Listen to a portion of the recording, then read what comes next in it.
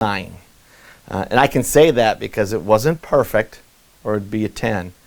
But the year started out with excitement and some reservation, but excitement. Brand new school in a pandemic. Teachers working a lot of hours to start the year off. Uncertainty about how long in-person was going to last. We kept plowing through it. Good things kept happening. I'm proud of my staff. I'm proud of the way the students responded to this year's education. So I would say 9, a wonderful 9.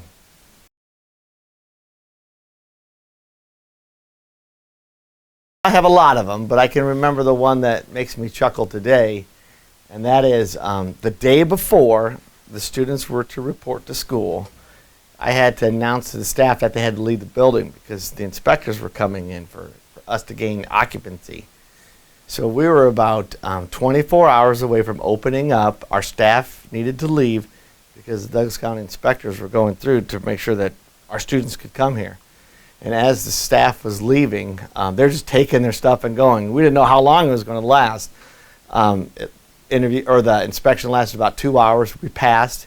Staff celebrated, and then I could announce to our school board and to my superintendent that we had gained occupancy and that our Elkhorn North kids could arrive to school on the first day because the school was now open to them.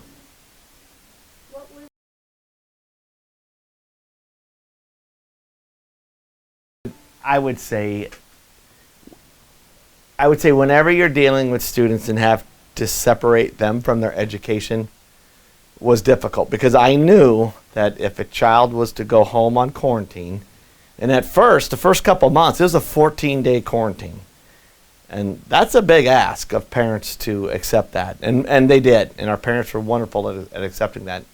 But when I had to COVID trace and quarantine students for 14 days, those were not my best phone calls. Simply because I knew that life for those students would be different. Being in person at Elkhorn North, I believe, is a good thing for kids. Being quarantined for 14 days, I thought it might ding them up a little bit.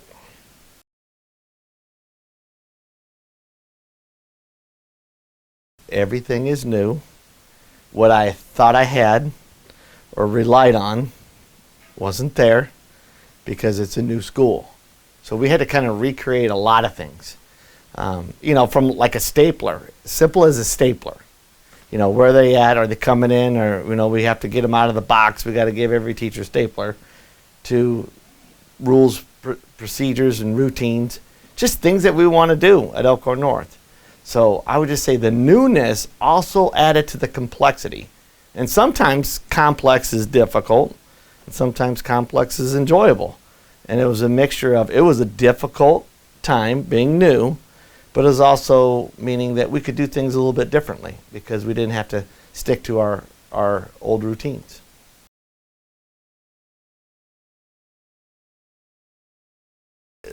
The kids coming in, the kids doing whatever they needed to do to stay in person. Our students are the heartbeat of this building.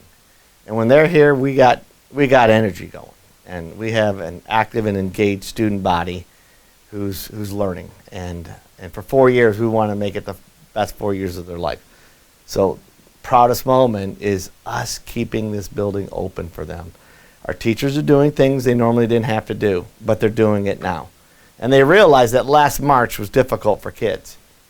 But if we could start again, if we hit the reset button come August, we felt like if we do things that we have to do and we're going to do it right and it's going to be more work for us, then the longer our students can be in person. So my proudest moment is that the kids did what they had to do and our staff responded as well.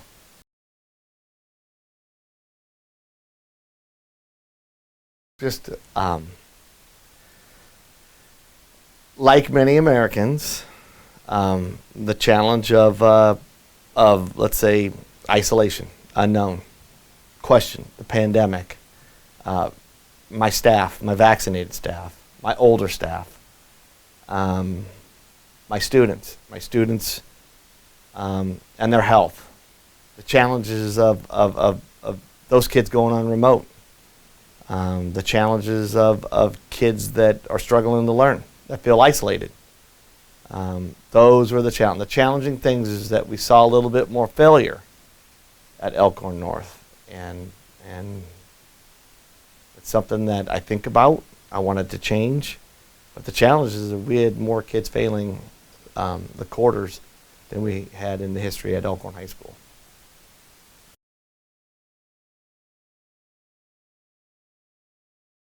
Oh, I'm very proud. I'm very proud of our student body and our staff.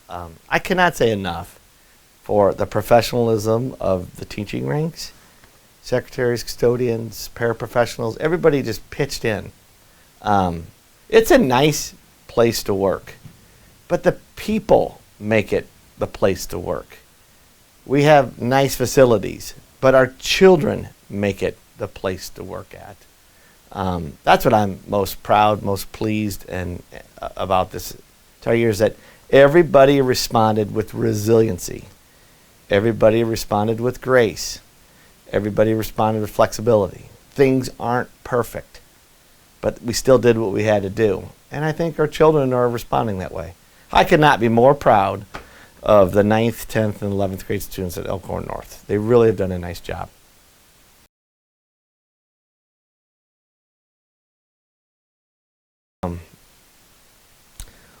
I don't know what normalcy looks like. I don't know what August is going to look like. But I think I'm looking forward to being a tighter community, being able to meet with the kids.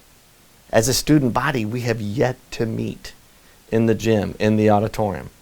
I have yet to bring the entire class together to talk to them. I've yet to bring my entire staff together to talk to them in person. I am looking forward to better community with my students and the staff. And I think the teachers are thinking of that as well. How do we bring kids together? Even like working in small groups. We know that students like working in small groups, and research says it's good for kids. And at first, from August to like September and October, kids weren't turning around and getting in small groups. It was more teacher-directed lessons. I'm looking forward to better instruction, better engagement, kids' voices being heard in the classroom, because at times the masks muffle the voices. And I think that children's voices are important to be heard, and I'm looking forward to being normal and new again.